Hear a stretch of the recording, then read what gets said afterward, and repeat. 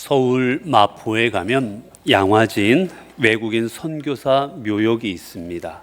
곳에 가면 이 땅에 조선시대에 이 땅에 와서 복음을 전하다가 이 땅에서 순교한 수많은 선교사들과 그들의 가족들의 무덤이 그곳에 있습니다. 그 무덤에 가보면 참 많은 무덤들이 있는데 참 가슴 아픈 사연들이 많이 있습니다. 가보면 그 홀이라는 셔우드 홀이라는 선교사의 가족은 6명의 그 가족들의 무덤이 거기 다 있습니다. 온 가족이 한국에서 복음을 전하다가 다 순교한 거지요. 그리고 그곳에 가면 안나라는 선교사의 무덤도 있는데 그곳에 보면 1899년에 첫째 아들이 죽습니다. 그리고 1902년에 두 번째 아들도 죽습니다. 그리고 1903년에 본인도 순교합니다. 어린 아들들과 본인도 몇 년 사이에 다 한국에 와서 죽게 돼요. 특별히 그곳에 G구역이라는 그 구역인데 그곳에 가면 60여 개의 그 무덤들이 있습니다. 거기는 가면 다 1살, 대부분이 1살 미만의 아이들 묘역입니다. 이 땅에 선교사들이 왔다가 이곳에 와서 아이를 낳았는데 그 아이들이 면역이 약하다 보니 우리나라에 와서 이 풍토병에 걸려서 대부분이 죽어간 겁니다. 채 1살도 되지 못해서. 그 아이들의 무덤들이 때로는 이름 없는 무덤도 있고 때로는 이름 있는 무덤들이 다 거기 묻혀져 있어요. 그 선교사 중에 한 사람, 윌리엄 제임스 홀이라는 사람도 있습니다. 그는 의사였습니다. 우리나라에 와서 의술로 이 땅의 사람들을 병을 고치면서 또 복음을 전하는 그 사명을 감당합니다. 그런 중에 평양에서 이제 복음을 전하던 중에 평양에 그만 전염병이 돌고 맙니다. 많은 사람들이 죽어나가요. 그래서 이 사람들이 이제 이 홀 선교사 보고 피신에 있으라고, 다른 데로 가 있으라고, 여기 있다가는 분명 당신도 전염병에 걸릴 거고 그들을 치료하다가 당신도 병이 옮을 거니 피신 가라고.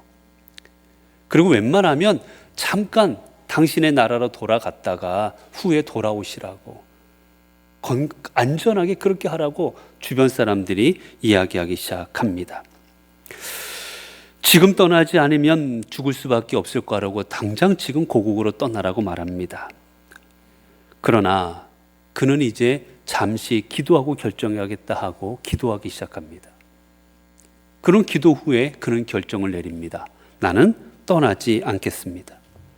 내가 떠나면 이 수많은 병자들은 누가 돌봅니까?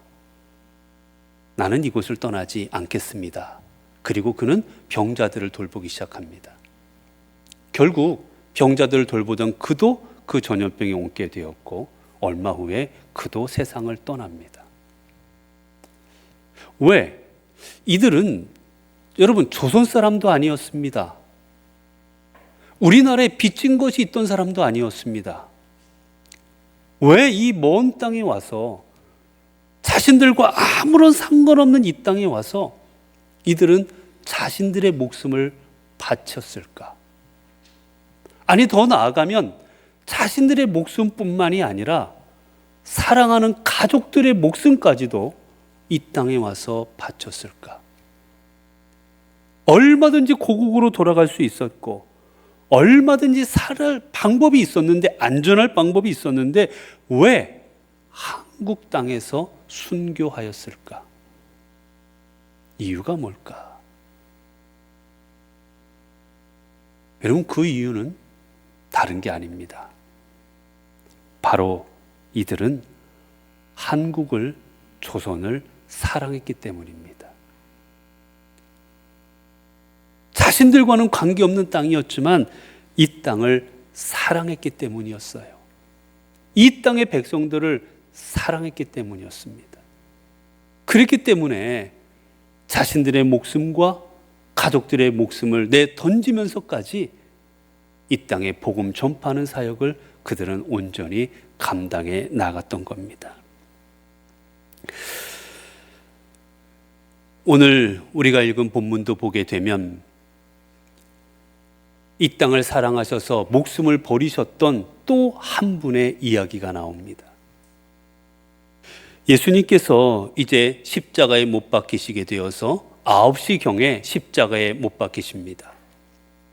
그리고 오후 3시쯤 되시자 이제 예수님께서 돌아가십니다. 그 성경에서는 그 돌아가시는 장면을 이렇게 기록합니다. 예수께서 큰 소리를 지르고 숨지시니라. 큰 소리를 지르고 숨지시니라 라고 되어 있어요. 여기서 숨지다라는 말, 여러분 이 말은 어떤 의미냐? 숨을 내쉬다라는 뜻입니다. 여러분 이제 일반적으로 우리가 죽음을 어떻게 합니까? 죽음을 맞이합니다. 내가 있으면 죽음이 내게 다가온다고 우리는 생각합니다. 피할 수 없는 거예요. 내가 안 죽고 싶다고 안 죽는 게 아니라 죽음이 내게 오면 우리는 그저 죽음을 받아들일 수 있는 것뿐입니다. 그래서 죽음을 받아들이다 우리는 언제나 수동태로 생각을 합니다.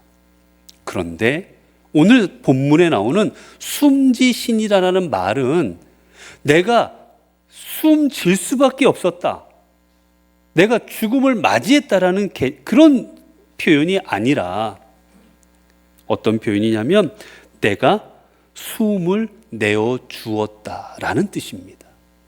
즉 능동형입니다. 좀 더 쉽게 하면 마태복음에 같은 이 장면이 나오는데 마태복음에 이렇게 쓰여져 있습니다. 영혼이 떠나시다. 영혼이 떠나시다. 이 말을 해석하면 어떻게 되느냐? 예수님이 자기 영혼을 내 몸에서부터 내어 보냈다라는 뜻입니다. 예수님이 자신의 영혼을 스스로 내어 보내셨다라는 뜻이에요.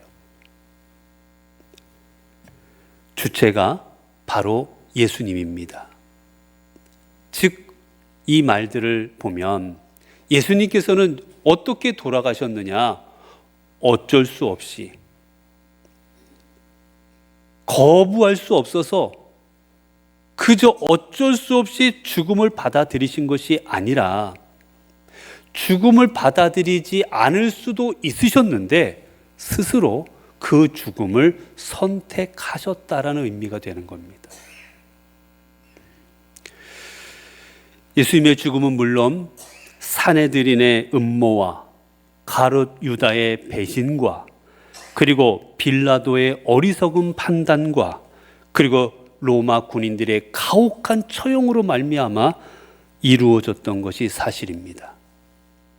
그러나 중요한 것은 예수님께서 그런 여러 예수님을 죽음으로 몰아넣는 상황들도 있었지만 그 상황으로 인해서 어쩔 수 없이 피치 못해서 죽으신 게 아니라 그 죽음을 피할 능력도 있으시고 그 죽음을 피할 얼마든지 기회가 있으셨는데도 불구하고 스스로 그 죽음 가운데로 걸어가시고 그 죽음을 주님께서 스스로 택하셨다라는 의미가 되는 겁니다.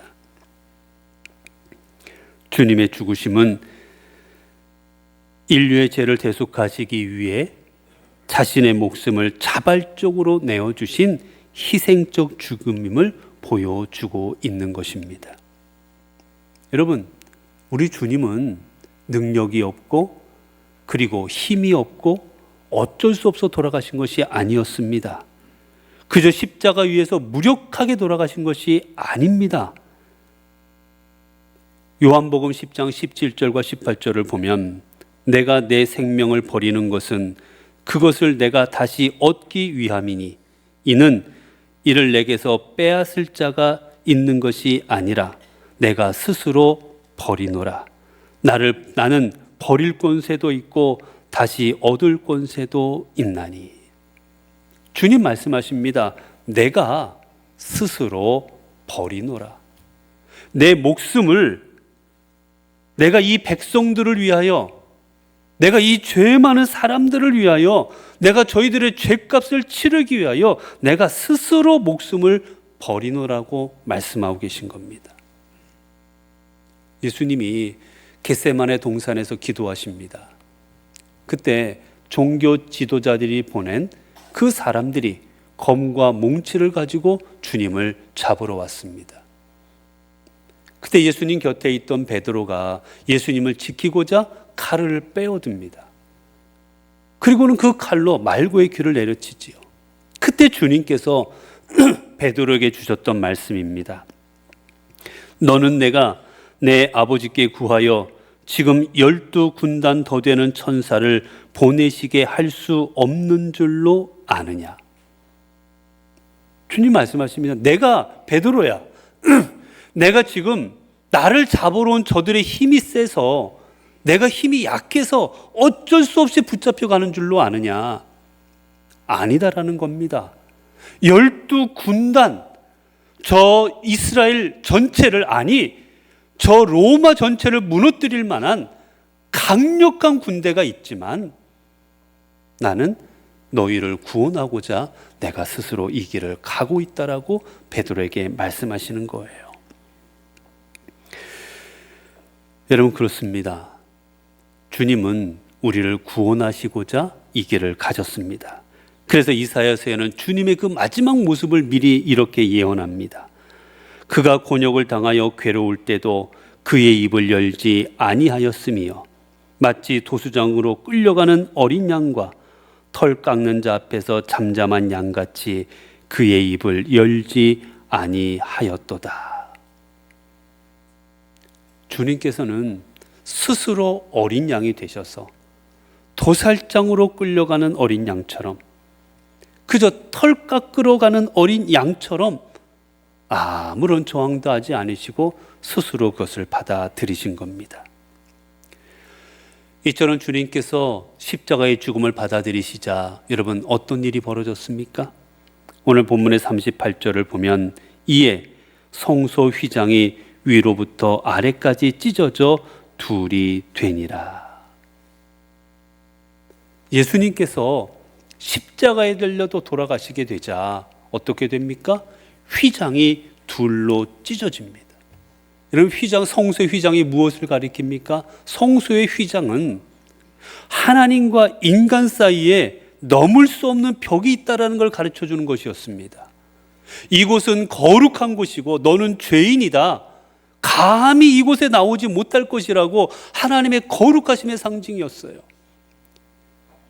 인간이 감히 들어갈 수 없는 그 주님과의, 하나님과의 벽을 나타내는 것이었습니다. 그런데 그게 반으로 찢어져 버립니다.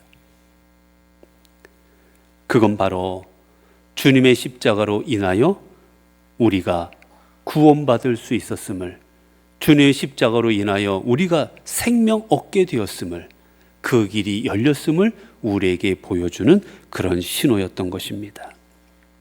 여러분, 그렇습니다.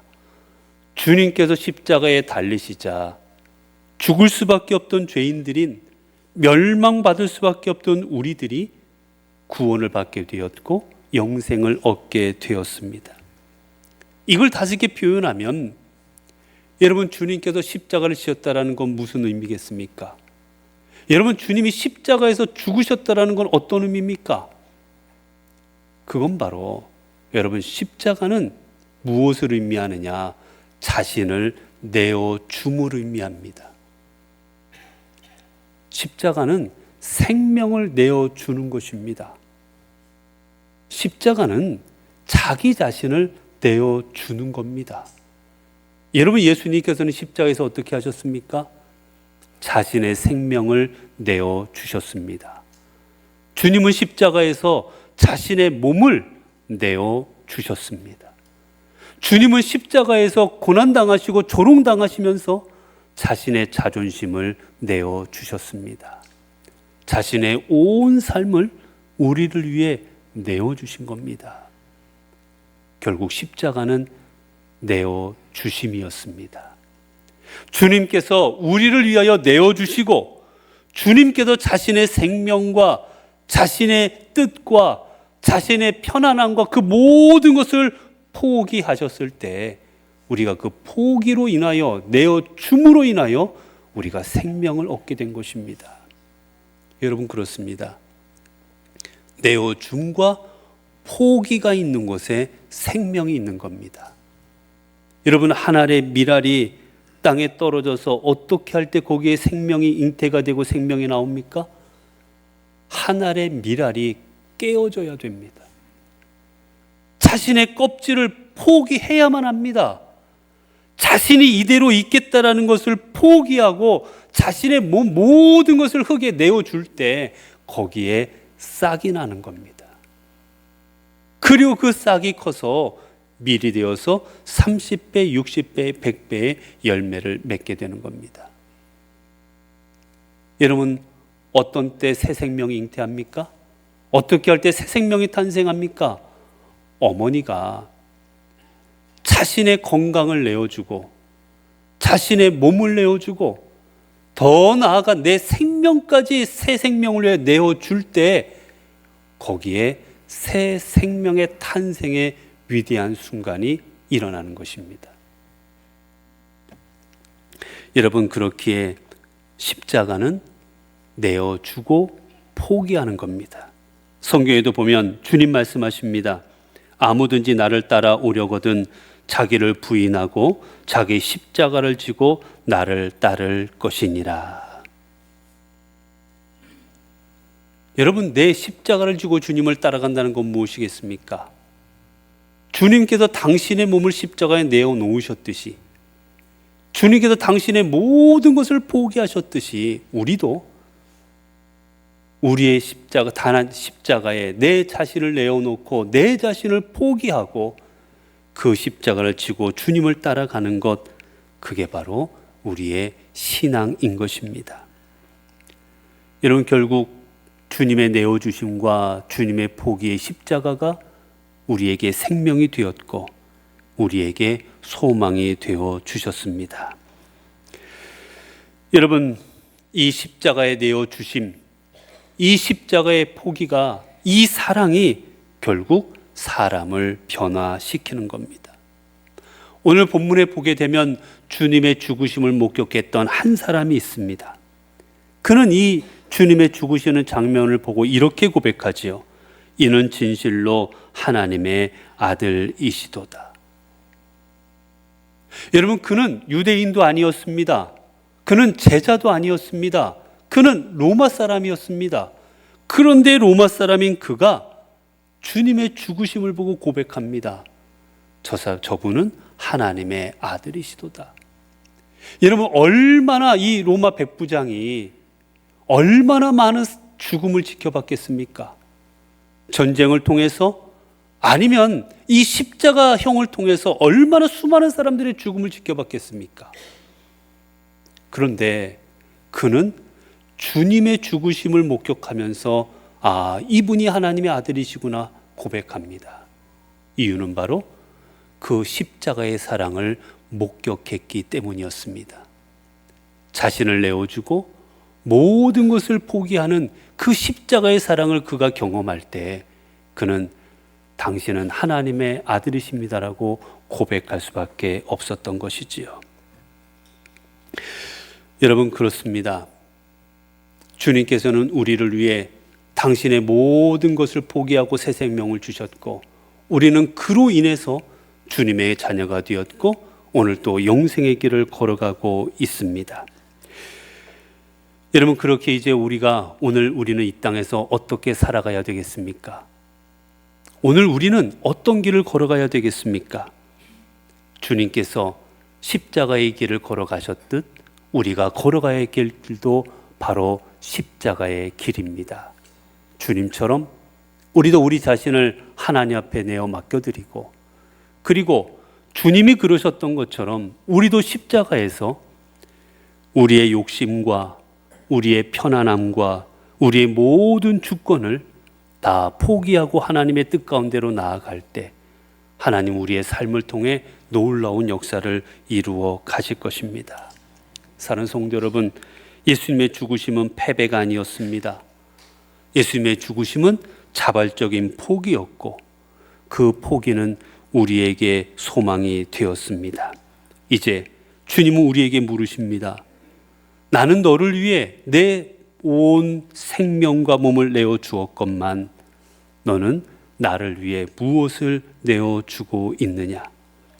이제 우리는 사순절을 맞이하며 주님의 십자가 앞에서 결단해야 될 것입니다. 주님께서 자신을 내어 주셨듯 우리도 우리 자신을 하나님께 내어 맡겨드리고 주님께 드리는 삶을 살아갈 때 주님의 생명이, 주님의 구원이, 그리고 주님의 소망이 우리의 삶에 충만하게 채워질 것입니다. 기도하겠습니다. 은혜로우신 아버지 하나님, 오늘 또 말씀을 통하여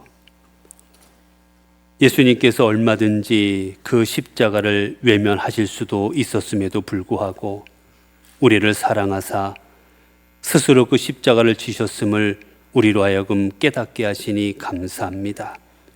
우리를 구원하시기 위해 당신의 온몸과 삶을 십자가에 내어주신 그 사랑에 저희들은 그저 감사를 드릴 뿐입니다.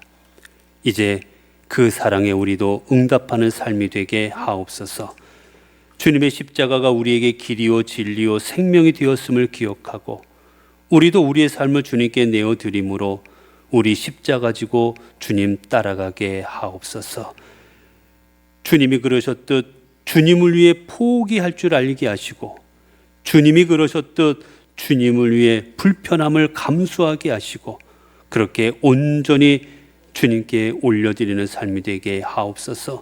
그래야 우리의 삶을 통해 내 욕망의 열매가 맺어지는 것이 아니라 오직 하나님 나라의 열매들이 맺어지는 삶이 되게 하옵소서. 우리 주 예수 그리스도 이름으로 기도드리옵나이다. 아멘.